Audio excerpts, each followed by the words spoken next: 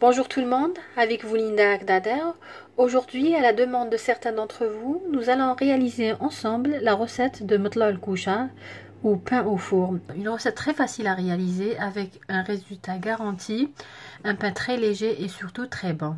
Pour ce pain, j'aurai besoin d'une mesure de semoule fine, j'aurai besoin de 3 mesures de farine, j'aurai besoin d'une cuillère à soupe bombée de levure boulangère, une cuillère à café bombée de sucre, une cuillère à café de sel et bien sûr de l'eau tiède. Dans la cuve du pétrin, je vais mettre tous les ingrédients secs et à l'exception du sel. Mélanger les ingrédients. Là, je vais ajouter progressivement de l'eau tiède. Pour la quantité, je vous dirai à la fin parce que généralement, je ne mesure pas. Mais là, je vais essayer de vous donner une quantité exacte. Donc, je vais ajouter de l'eau tiède progressivement.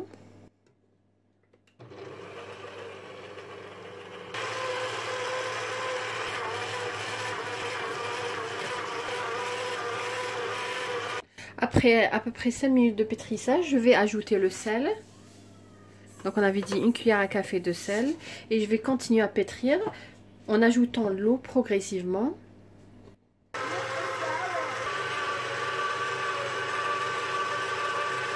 Donc voilà la pâte que je voulais avoir. C'est une pâte collante comme vous voyez.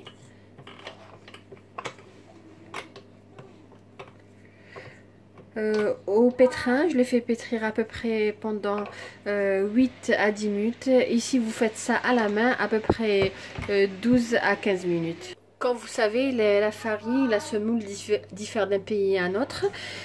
Voilà la pâte que je voulais obtenir. Je vais la laisser, je vais la couvrir et la laisser gonfler, doubler de volume. Pour cette quantité, j'avais ajouté 300 ml d'eau tiède. Je vais couvrir d'un film alimentaire et laisser doubler de volume. Comme je vous ai dit, généralement quand il fait froid, je mets la pâte dans le four et je mets avec une casserole avec de l'eau bouillante pour que ça gonfle plus rapidement. Voilà notre pâte à doubler de volume, comme vous voyez. Je l'ai laissé à peu près une demi-heure dans le four. Nous allons dégazer d'abord. J'ai mis un petit peu d'huile dans les mains.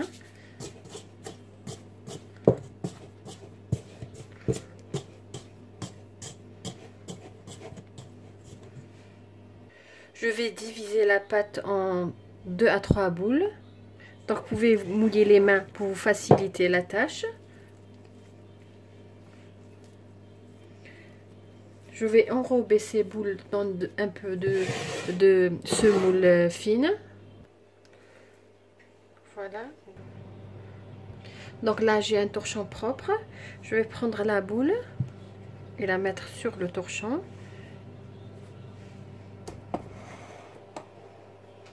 Et bien sûr, l'aplatir.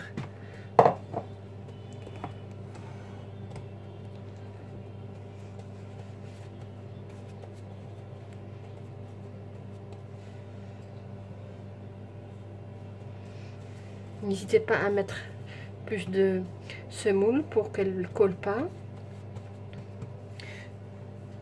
Nous allons prendre une autre. Je vais mettre un peu d'eau dans ma main pour que ça ne colle pas. Et nous allons la mettre aussi dans la semoule. Donc à peu près la quantité que j'ai préparée va me donner 3 pains.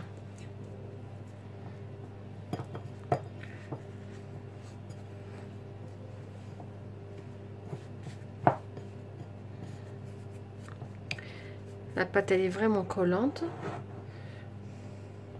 Donc bien enrobée de farine.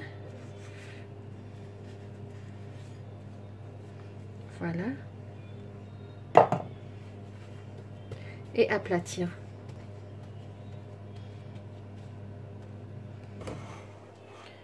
Donc je vais terminer la troisième et ensuite je vais laisser à peu près 10 minutes jusqu'à ce que vous voyez quelques bulles se former sur la surface. Et après, je vais les enfourner dans un four. Donc, je vais allumer au mieux la grille. En même temps, ça serait bien que vous ayez un four qui allume d'en haut et d'en bas. C'est très important pour réaliser ce pain. Et je vais l'allumer à la température maximale que vous avez. Comme moi, c'est 220. Donc là, je l'ai déjà allumé parce que j'ai besoin que le four soit vraiment soit bien chauffé. Et pour ce qui est des plateaux, les plateaux sont à l'intérieur du four. Je vais mettre les pains sur le plateau qui a été déjà chauffé dans le four. C'est très important. Donc voilà, je vous montre le pain à l'intérieur du four. C'est pour vous montrer comment il gonfle. Donc dès que le pain prend une belle couleur dorée, j'enlève le pain du four. Voilà, notre pain, il est prêt. Comme vous voyez, je l'ai coupé en deux. Je l'ai laissé refroidir un petit peu. Il est très léger. Voilà les alvéoles à l'intérieur. Voilà, on prend. Là, je ne l'ai pas coupé, comme vous voyez. Ça se voit qu'il est léger. Une recette très facile. J'espère que vous avez suivi toutes les étapes. Et il est très important de pétrir au moins 10 minutes le pain. Le sel, l'ajouter à la fin. Comme je vous ai dit, j'ai essayé de vous donner les quantités exactes de l'eau. Moi, j'ai utilisé 300 ml pour une mesure de 200 g pour la semoule fine et 600 g pour la farine. Aussi, il est très important d'allumer le four 15 à 20 minutes avant la cuisson. On doit avoir un four très très chaud. Pour les plateaux de la cuisson, il doit être à l'intérieur du four, c'est-à-dire qu'on va mettre notre galette qui sera pas cuite encore, on va la mettre directement sur le plateau qui est déjà très chaud à l'intérieur. Si vous pouvez allumer le feu, le four en haut et en bas en même temps, ça serait l'idéal. Sinon, ça va pas donner le même résultat à 100%, mais ça va donner un bon résultat. Comme je vous ai dit, la pâte, elle doit être collante. C'est l'astuce de réussir un bon pain léger et aéré à l'intérieur. Aussi, quand on laisse la deuxième fois doubler de volume ou pendant à peu près 10, maximum 10 minutes, il faut bien aplatir vos galettes. Après la cuisson, laissez vos pains sur une grille ou sur un torchon. Ne les couvrez pas, sinon ils vont s'humidifier. Je crois que j'ai fait le tour, le tour de la question. Mais si vous avez d'autres questions, n'hésitez pas à me les laisser dans le commentaire. Aussi, n'hésitez pas à liker ma vidéo et pourquoi pas partager la vidéo sur les réseaux sociaux. Si vous êtes nouvelle, n'oubliez pas et vous aimez ce qu'on réalise, n'oubliez pas d'activer la cloche, de vous abonner, activer la cloche afin de recevoir toutes notifications de nos prochaines vidéos. J'espère que la recette d'aujourd'hui vous a plu. J'espère que vous allez la réaliser. Si c'est le cas, n'hésitez pas à nous envoyer des photos. Sur ce beau pain, je vous dis merci de m'avoir suivi et à la prochaine vidéo.